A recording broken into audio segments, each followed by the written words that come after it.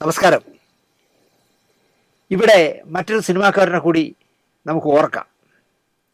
നമ്മുടെ പ്രശസ്തനായ ക്യാമറാമാനാണല്ലോ വേണു. ഒരുപാട് നല്ല സിനിമകളുടെ ക്യാമറാമാനായി, പിന്നെ സംവിധായകനായി ദയയിലൂടെ. വയലാറിൻ്റെ അമ്മാവൻ, കേരളവർമ്മയുടെ മകൻ, ഗോപിനാഥക്കുറുപ്പിൻ്റെ മകനാണെന്ന് വേണു ഗോപിനാഥക്കുറുപ്പിൻ്റെ മകനാണെന്ന് എത്ര പേർക്ക് അറിയാമെന്ന് ചോദിച്ചാൽ എനിക്ക് സംശയമാണ്. പലർക്കും അറിയാൻ വഴിയില്ല. വേണു ആരോടും പറയാറുമില്ല. വയലാറിൻ്റെ അമ്മാവൻ കേരളവർമ്മയുടെ മകൻ ഗോപിനാഥക്കുറുപ്പാണ് വേണുവിൻ്റെ അച്ഛൻ. പഞ്ചായത്ത് ഡെപ്യൂട്ടി സെക്രട്ടറി ആയിട്ടാണ് അദ്ദേഹം ഔദ്യോഗിക ജീവിതത്തിൽ നിന്ന് പിരിഞ്ഞത്. പ്രശസ്ത സാഹിത്യകാരൻ കാരൂർ നീലകണ്ഠപിള്ളയുടെ മകൾ, കഥാകാരി കൂടിയായ ബി സരസ്വതിയാണ് വേണുവിൻ്റെ അമ്മ. അങ്ങനെയുണ്ട് ഒരു ബന്ധം. കേരളവർമ്മയുടെ അവസാന കാലത്ത് മാനസിക അസ്വാസ്ഥ്യം ഉണ്ടായ ആളായിരുന്നു. മരുമക്കത്തായം അവസാനിച്ച് മക്കത്തായം നിലയിൽ വന്ന കാലമാണ്. അതിനാൽ തന്നെ അർഹതപ്പെട്ട ഒന്നും വയലാറിൻ്റെ അമ്മയ്ക്ക് ലഭിച്ചിട്ടില്ല. നുസ് വന്ന കേരളവർമ്മ പ്ലാവിലയിൽ ഈർക്കിലോട്ട് തുന്നി തൊപ്പി ഉണ്ടാക്കി തലയിൽ വയ്ക്കും. ഒരു വലിയ വടി കയ്യിലെടുക്കും.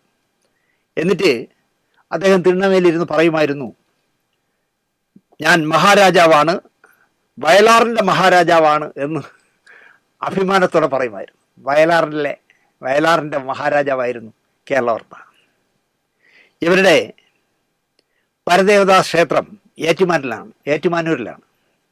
അസുഖം കലശലാകുമ്പോൾ കേരളവർമ്മയെ ഏറ്റുമാനൂരിലെ ആ പരദേവതാ കുടുംബത്തിൽ അമ്പലത്തിൽ ഭജനയ്ക്ക് ഇരുത്തുമായിരുന്നു. വയലാർ എവിടേക്കെങ്കിലും പോകണമെങ്കിൽ ചേലങ്ങാട്ട് ഗോപാലകൃഷ്ണൻ കൂടെ വേണം. അതിനായി ഗോപിയെ തിരക്കി വയലാർ ചേലങ്ങാടൻ്റെ വീട്ടിൽ പതിവായിട്ട് എത്തുമായിരുന്നു, തൻ്റെ ഗൺമാനെ കൂട്ടാൻ. ചേലങ്ങാടൻ കള്ളു ജീവിതത്തിൽ തൊട്ടു നോക്കിയിട്ടില്ല, മദ്യപിക്കില്ല. വയലാറ് കള്ളു കുടിച്ച് പ്രശ്നങ്ങൾ ഉണ്ടാക്കിയാൽ കവിയുടെ മുണ്ടുടുത്തു കൊടുക്കൽ, ആരെങ്കിലും കൈവയ്ക്കാൻ തിരുമേനി ചാടി വീണാൽ ഇടയ്ക്ക് കയറി തലയിടുക, ഇതൊക്കെയാണ് ഗൺമാൻ ഗോപിയുടെ ചുമതല. ചേലങ്ങാടിൻ്റെ ജോലി ഇതൊക്കെയായിരുന്നു. കേശവപിള്ള അമ്മുക്കുട്ടിയമ്മ ദമ്പതികൾക്ക് 6 മക്കളായിരുന്നു. 2 ആണും 4 പെണ്ണും. ആണിലും മൂത്തവനായിരുന്നു ചേലങ്ങാട് ഗോപാലകൃഷ്ണൻ എന്ന വയലാറിൻ്റെ ഗോപി. ഈ 6 പേരിൽ ഏറ്റവും മൂത്തത് മകളാണ് സരോജിനി അമ്മ. സരോജിനി അമ്മയുടെ തൊട്ട് താഴെയാണ് ചേലങ്ങാട്. സരോജിനി അമ്മയെ പറഞ്ഞാലും ചിലപ്പോൾ നിങ്ങൾ അറിയും.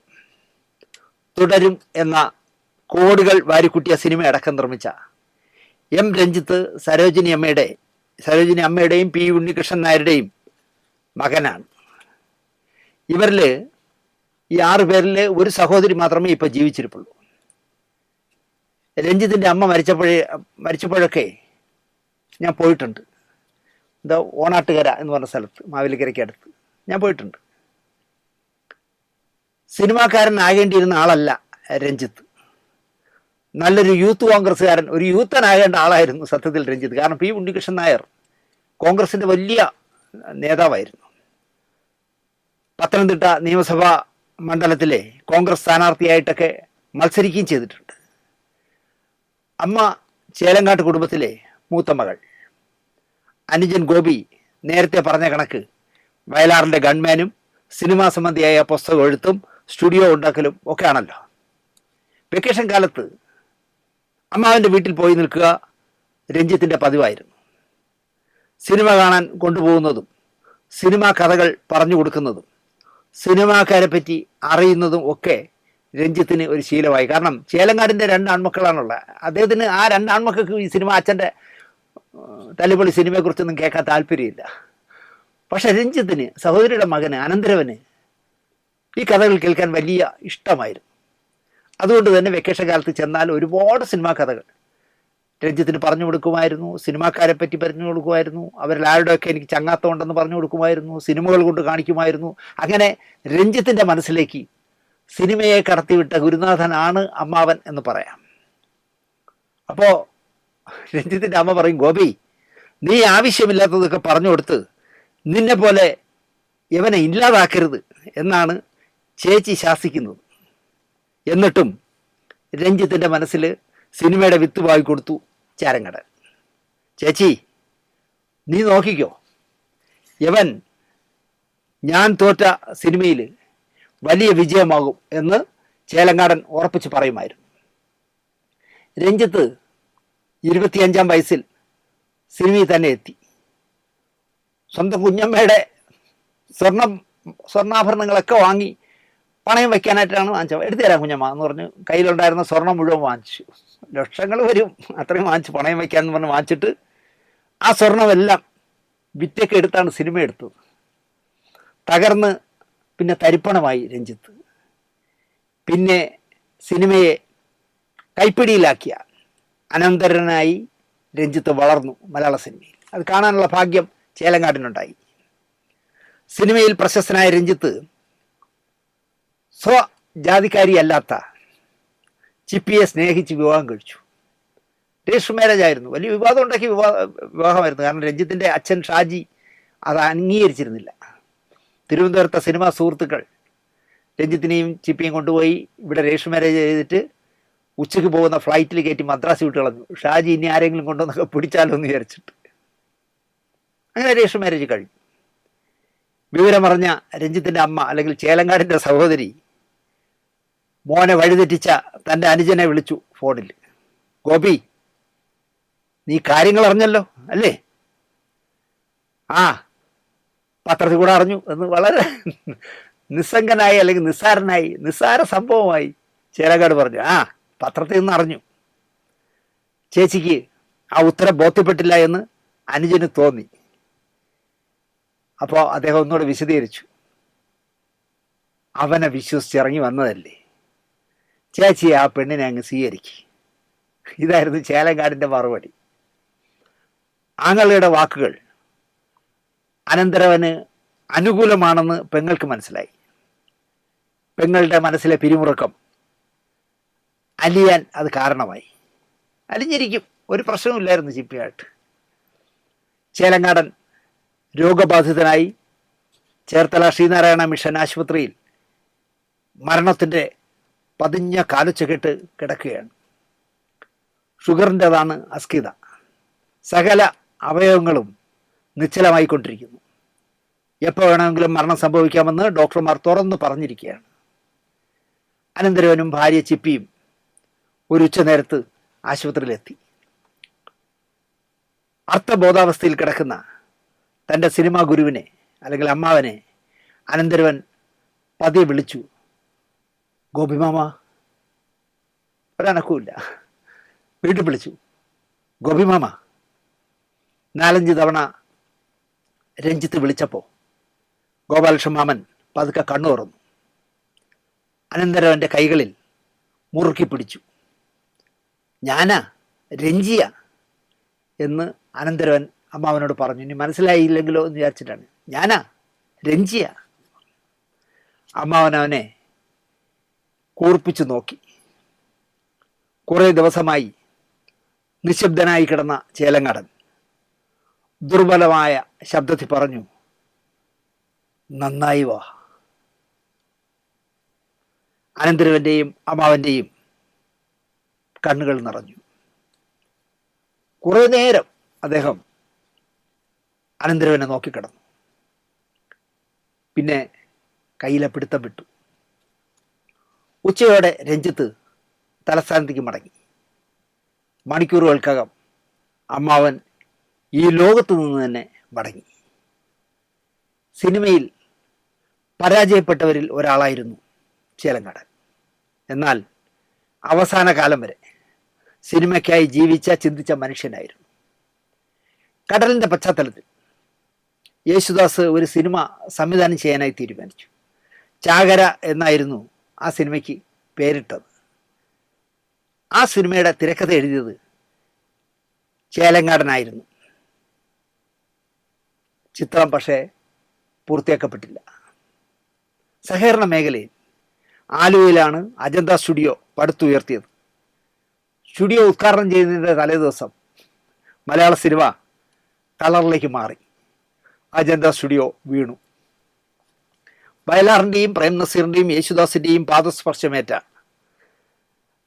തറവാട് വീട് വിറ്റില്ല എങ്കിലും മറ്റുള്ളതൊക്കെ വിറ്റ് സിനിമയ്ക്കായി നശിപ്പിച്ചു ചേലങ്ങാടൻ. 2 മക്കൾക്ക് കിട്ടേണ്ട എല്ലാം നശിപ്പിച്ചു സിനിമയ്ക്ക് വേണ്ടി. ചേലങ്ങാടൻ്റെ 2 ആൺമക്കളിൽ പത്രപ്രവർത്തകനായ മൂത്ത മകൻ സാജു ചേലങ്ങാടൻ, സാജു ചേലങ്ങാട് എന്നാണ്, ഞാൻ ചേലങ്ങാടൻ എന്ന് സ്നേഹപൂർവ്വം പറയുകയാണ്, എൻ്റെ നല്ല അടുപ്പക്കാരനാണ്. അച്ഛനെ പോലെ തന്നെ മകനും സിനിമാ കഥകൾ പറയാൻ മിടുക്കനാണ്. അമ്മ ഇളയ മകൻ്റെ ഒപ്പം ഇപ്പോൾ പെരുമ്പാവൂരിലാണ്. സാജുവിന് മാത്രമേ അച്ഛൻ്റെ അസ്കിതയുള്ളൂ.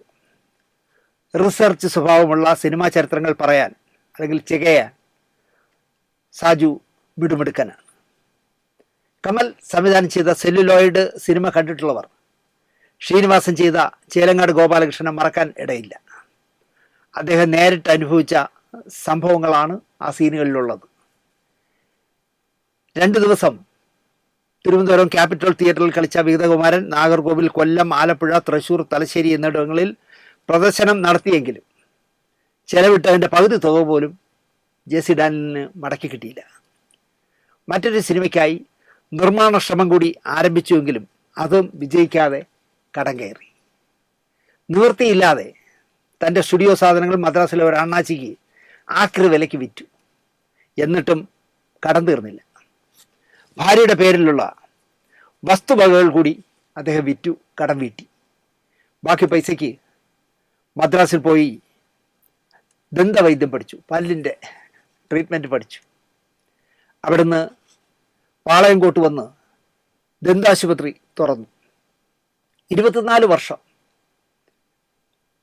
പല്ലിളക്കിയും പല്ലടച്ചുമൊക്കെ അദ്ദേഹം ജീവിച്ചു. കന്യാകുമാരിക്കടുത്ത് അഗസ്തീശ്വരം എന്ന സ്ഥലത്ത് വന്നു പിന്നെ ജീവിച്ചു. കയ്യിലാണെങ്കിൽ ചില്ലി കാശില്ലാതായി. മൂത്ത മകൻ സുന്ദർരാജ് മലയാള സിനിമയിലെ ആദ്യത്തെ ബാലതാരമാണ്. വിഗതകുമാരിലെ നായകൻ ചന്ദ്രകുമാർ ആയത് ജെ.സി. ഡാനിയലായിരുന്നു. ചന്ദ്രകുമാറിൻ്റെ കുട്ടിക്കാലം ചെയ്തത് സുന്ദർരാജാണ്. സുലോചന, വിജയ, ലളിത, ഹാരിസ് എന്നിവരാണ് മറ്റു മക്കൾ. ഈ അവസാനം പറഞ്ഞ കക്ഷിയാണ് ഇപ്പോൾ തിരുവനന്തപുരത്ത് നിന്ന് നടക്കുന്നത്. അപ്പാമാതിരിക്ക് എന്ന് പറഞ്ഞിരിക്കുന്നത്. ഈ ഹാരിസിൻ്റെ കഥ എനിക്കെന്തോ അയാളെ കാണുമ്പോൾ എനിക്ക് ബഹുമാനം തോന്നാറേ ഇല്ല. സുന്ദർരാജ് പഠിച്ച് സിലോണിലെ കൊളംബിയയിലുള്ള ട്രിനിറ്റി കോളേജിൽ പ്രൊഫസറായി. സുന്ദർരാജ് അയച്ചു കൊടുക്കുന്ന ചെറിയ തുക മാത്രമായിരുന്നു ജെ.സി. ഡാനിയലിനും ഭാര്യയ്ക്കും ഏക ആശ്രയം. തിരുവനന്തപുരത്ത് തമ്പാനൂരുള്ള ട്രാൻസ്പോർട്ട് ബസ് സ്റ്റാൻഡിനടുത്തുള്ള പെട്ടിക്കടയിൽ നിന്നും ജെന്റിൽമാനെ പോലെ നമുക്ക് ഒറ്റ നോട്ടത്തിൽ തോന്നുന്ന കറുത്ത കോട്ടും അതിനുള്ളിൽ കഫ് ഷർട്ടും മുണ്ടും കഴുത്തിൽ വട്ടത്തിൽ ചുറ്റിയ നേരിയതും ഒരു കാലൻ കുടയുമായി ഒരാൾ മുറുക്കാൻ വാങ്ങിച്ചു. ആ മുറുക്കാൻ കടലാസിൽ പൊതിഞ്ഞ് കോട്ടിൻ്റെ കീശയിലിട്ടു. നാഗർകോവിലേക്ക് പുറപ്പെടാനായി തയ്യാറായി നിൽക്കുന്ന ബസ്സിൽ ആ മനുഷ്യൻ ഓടിക്കയറി. കൗതുകം തോന്നുന്ന വേഷവിധാനത്തിലെ ആ മനുഷ്യനെ നോക്കി പെട്ടിക്കിടയ്ക്ക് മുന്നിലിരിക്കുന്ന ബെഞ്ചിൽ നാരങ്ങ വെള്ളം കുടിച്ചിരിക്കുകയായിരുന്നു ചേലങ്ങാട് ഗോപാലകൃഷ്ണൻ.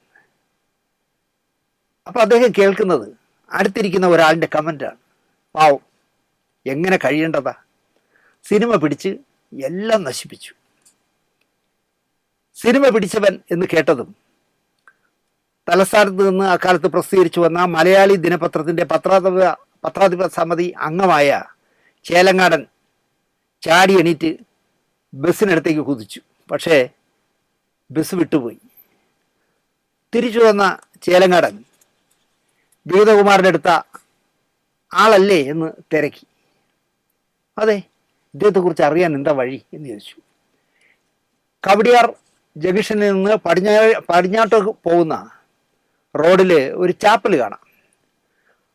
അതിൻ്റെ നടത്തിപ്പുകാരന് കോട്ടുകാരനെ നന്നായിട്ട് അറിയും. കോട്ടുകാരനെന്ന് ഇവർക്കറിയാവൂ, കടക്കാർക്ക്. ആ കോട്ടിട്ടുണ്ട് പോയ ആ കോട്ടുകാരനെ ഈ ചാപ്പലിലുള്ള ആൾക്ക് അറിയാം. ചാപ്പൽ കണ്ടുപിടിച്ചു. അതിൻ്റെ നടത്തിപ്പുകാരനെ കണ്ടു. വിഗതകുമാരൻ്റെ ഷൂട്ടിംഗ് കണ്ടിട്ടുള്ള ആളാണ് ഈ ചാപ്പലിലെ നടത്തിപ്പുകാരൻ. തമ്പാനൂരിൽ കണ്ട കോട്ടുകാരൻ JC ഡാനിയലാണെന്ന് ചേലങ്ങാട് ഉറപ്പിച്ചു. അഗസ്തീശ്വരത്തുകാരനാണെന്നും അവിടെ സബ് രജിസ്ട്രാർ കച്ചേരിക്ക് നേരെ എതിർവശത്തുള്ള വീട്ടിലാണ് താമസമെന്നും ചേലങ്ങാടൻ അറിഞ്ഞു. ഈ ചാപ്പലിലെ ആളിനോട് സംസാരിച്ചപ്പോൾ ഒരു നാള് അഗസ്തീശ്വരത്ത് ചേലങ്ങാടൻ പോയി ഇറങ്ങി വീട് കണ്ടുപിടിച്ചു. പക്ഷേ ആൾ താമസ ലക്ഷണമൊന്നുമില്ല ആ വീടിന്. ഒരു ഭാർഗവി നിലയം പോലത്തെ ഒരു കെട്ടിടം. വീടിന് മുന്നിൽ ഒരു പഴയ മരഗേറ്റ് ഒടിഞ്ഞു തൂങ്ങിയ നിലയിൽ ഇങ്ങനെ തൂങ്ങിക്കിടക്കുന്നു. മുറ്റത്തെല്ലാം പുല്ല് വളർന്ന് കാട് പോലായിരിക്കുന്നു. ആരൊക്കെയോ പുല്ലിൻ്റെ പുറത്തുകൂടി ചവിട്ടി നടന്ന ലക്ഷണമുണ്ട്. പഴയ ഒരു ഓടിട്ട വീടാണ്. 100% ഒരു ഭാർഗവി നിലയം. ചേലങ്ങാടൻ പുല്ലൊക്കെ വകഞ്ഞു മാറ്റി അകത്ത് ചെന്ന് കഥകിൽ മുട്ടി വിളിച്ചു. ഒരനക്കവുമില്ല.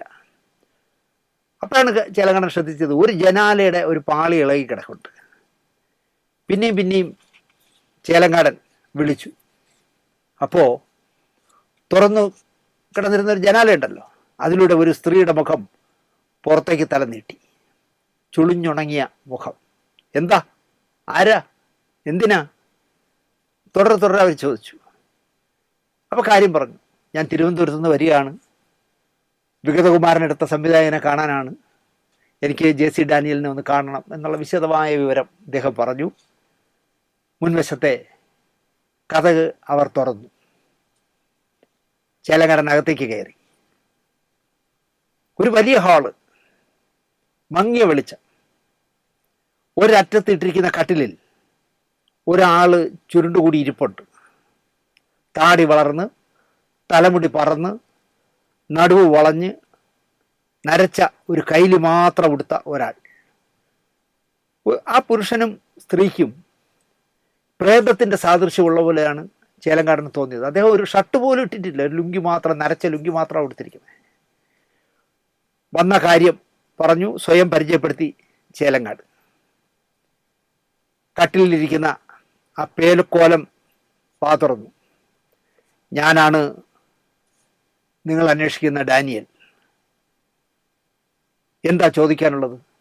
ചോദിച്ചോളൂ. ആ മുറിക്ക് പന്നിക്കൂടിൻ്റെ ഗന്ധമാണോ എന്ന് ചേലങ്ങാടന് തോന്നി. വായുസഞ്ചാരമില്ലാതെ അടച്ചിട്ടിരിക്കുന്നതിൻ്റെ മൊശരാണോ അത് എന്നും അദ്ദേഹത്തിന് തോന്നി. തിരുവനന്തപുരത്ത് നിന്നും അഗസ്തീശ്വരത്ത് തന്നെ തേടി മാത്രമായിട്ട് വന്ന പത്രക്കാരനാണ് എന്നറിഞ്ഞപ്പോൾ ഡാനിയൽ എന്ന സംവിധായകൻ അല്പം ഉശിര് വന്ന മാതിരി ചേലങ്ങാടന് തോന്നി. പലതും ചേലങ്ങാടൻ തിരക്കി. അതിനെല്ലാം ഡാനിയൽ ഉത്തരം പറഞ്ഞു. പത്രക്കാരൻ അതെല്ലാം ഒരു നോട്ട് ബുക്കിൽ കുറിച്ചെടുത്തു. അന്ന് റെക്കോർഡറൊന്നും ഇല്ലല്ലോ.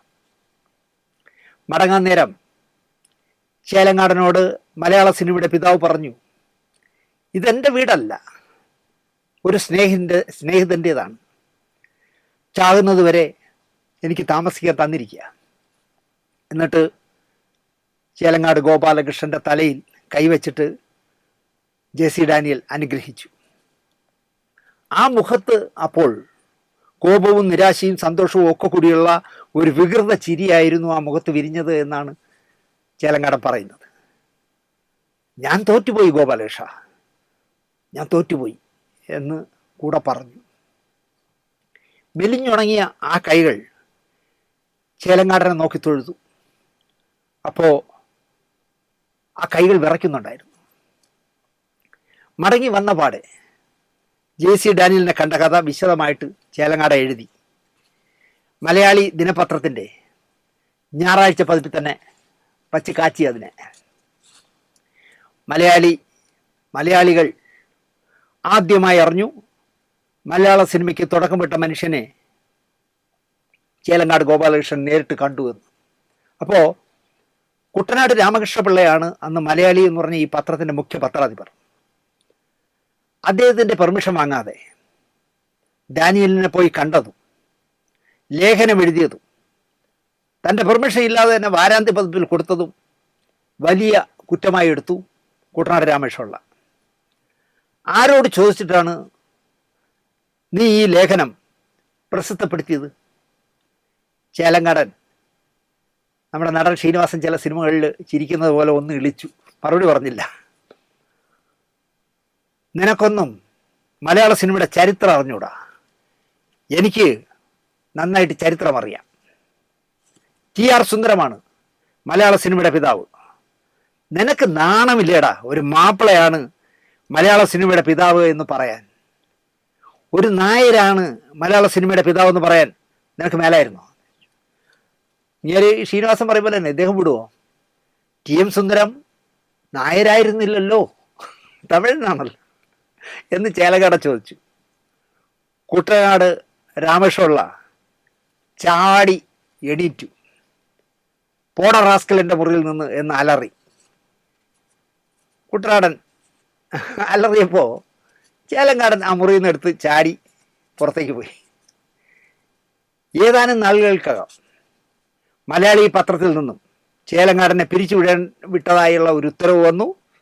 ചേലങ്ങാടൻ പറഞ്ഞു സന്തോഷം, എന്നാലും JC ഡാനിയലിനെ കുറിച്ച് മലയാളിയെ അറിയിക്കാൻ കഴിഞ്ഞല്ലോ, സന്തോഷം എന്ന് പറഞ്ഞ് പിൻവാങ്ങി. മലയാള സിനിമയുടെ പിതാവിനെ പറ്റി എഴുതിയതിന് ലഭിച്ച കൂലിയാണിത്. ഇന്ത്യയിലോ കേരളത്തിലോ അല്ലായിരുന്നു JC ഡാനിയൽ ജനിച്ചിരുന്നതെങ്കിൽ ഇക്കാലത്തിനിടയിൽ എന്തുമാത്രം ചിത്രങ്ങളും പുസ്തകങ്ങളും ചലച്ചിത്രങ്ങളും ജന്മമെടുത്തനെ എന്നാണ് ഗോപാലകൃഷ്ണമാവൻ പറയാറ്. കേരള സർക്കാർ പോലും JC ഡാനിയലിനെ തള്ളി പറഞ്ഞു. സിനിമാക്കാരും ആ പണി നന്നായി ചെയ്തു. ഇവിടെ വിഗതകുമാരെ എടുത്തതിന് വരെ കള്ള ഡേറ്റ് ഉണ്ടാക്കി, കള്ള തെളിവുണ്ടാക്കി ഡേറ്റ് മാറ്റാൻ വരെ ശ്രമിച്ച വേന്ദ്രന്മാരുണ്ട് ഇവിടെ. മലയാള സിനിമയുടെ രജത jubilee Kerala film chamber of commerce എറണാകുളത്ത് 1981 ആഘോഷിച്ചപ്പോൾ JC ഡാനിയലിനൊരു ക്ഷണക്കത്ത് പോലും കൊടുത്തില്ല. പകരം ബാലൻ സംവിധാനം ചെയ്ത ആദ്യത്തെ ശബ്ദചിത്രം സംവിധാനം ചെയ്ത TR സുന്ദരത്തെ കൊണ്ടുവന്ന് ആദരിച്ചു. അതാണ് മലയാളി. നമ്മൾ എവിടെ തുടങ്ങിയത്? വയലാറിൽ തുടങ്ങി ചേലങ്ങാടിലൂടെ JC ഡാനിയൽ വരെ എത്തി. ഇതിൽ പറഞ്ഞ പല കാര്യങ്ങളും നിങ്ങൾ ആദ്യമായിട്ടായിരിക്കും കേൾക്കുന്നതെന്ന് ഞാൻ വിശ്വസിക്കുന്നു. മലയാള സിനിമയ്ക്ക് വേണ്ടി ഇന്ന് മലയാള സിനിമ എവിടെ പോയി നിൽക്കുന്നു നിങ്ങൾ ആലോചിച്ചു. നേരത്തെ പറഞ്ഞതുപോലെ ഉണ്ടായിരുന്നതെല്ലാം വിറ്റുതൊലച്ച് സിനിമയ്ക്ക് വേണ്ടി വിറ്റുതൊലച്ച് ഹതഭാഗ്യനായ ചേലങ്ങാട് ഗോപാലകൃഷ്ണന്റെ അനന്തരവൻ 250 കോടി വരുമാനം കിട്ടുന്ന തുടരുമെന്ന് പറഞ്ഞ സിനിമ ചെയ്യുന്ന നിർമ്മാതാവായി വളർന്നു. പക്ഷെ ചേലങ്ങാടനെ ആരോർക്കുന്നു? ചേലങ്ങാടിനെ പോലെ JC ഡാനിയലിനെ പോലെ ഒരുപാട് പേരുണ്ട് ഹതഭാഗ്യരായവർ. ഇത്രയുമെങ്കിലും JC ഡാനിയലിനെ കുറിച്ചും വയലാറിനെ കുറിച്ചും ചേലങ്ങാട് ഗോപാലകൃഷ്ണ മാവനെ പറ്റിയും പറയാൻ കഴിഞ്ഞതിൽ എനിക്ക് സന്തോഷമുണ്ട്. നിങ്ങൾക്കും ഇഷ്ടപ്പെട്ടിരിക്കും എന്ന് കരുതുന്നു. നന്ദി, നമസ്കാരം.